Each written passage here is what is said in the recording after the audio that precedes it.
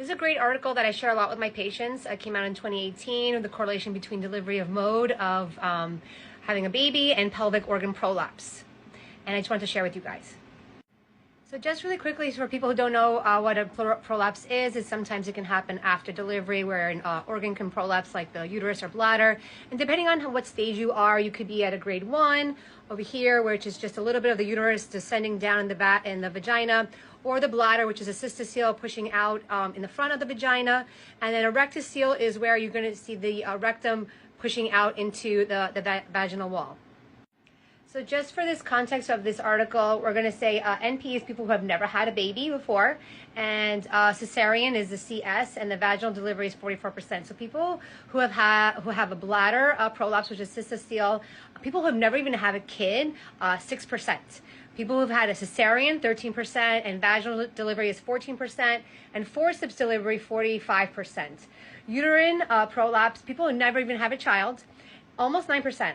Cesarean, 8%, vaginal delivery, almost 49%, and a forceps delivery, 52%, and a rectocele. Now look at this, 13%, people who've never even had a child, 13% have a rectocele. Cesarean, almost 26%, vaginal delivery is 42%, and forceps is 42% too, very close. Next video, we're going to talk about rectocele. So I just wanted to make this video because we see a lot of women as pelvic floor physical therapists that, women feel very isolated and thinking that, why me, and I'm all alone in this. And this research article really helps to shine a light like you are not alone. There are many, many women, up to almost 50% of women have a prolapse. And I do like how they did find out information about people who have never even had children. Just it goes to show probably, where people are just straining too much to have a bowel movement and it's causing prolapse. So if you're someone who's straining to have a bowel movement, just know that there is help for you. There is visceral mobilization where we can mobilize in the abdominal wall, the organs, just to help things moving along. Because a lot of times there's adherence in there.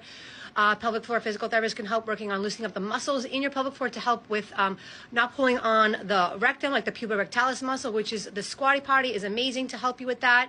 Also adding fiber to your diet, drinking lots of water, making sure you're drinking at least half your body weight in ounces in water to allow making sure that you're not going to be constipated and straining to have that bowel movement. Okay, so if you have any other questions, reach out to a physical therapist that is trained in pelvic floor and visceral mobilization to help you with your symptoms.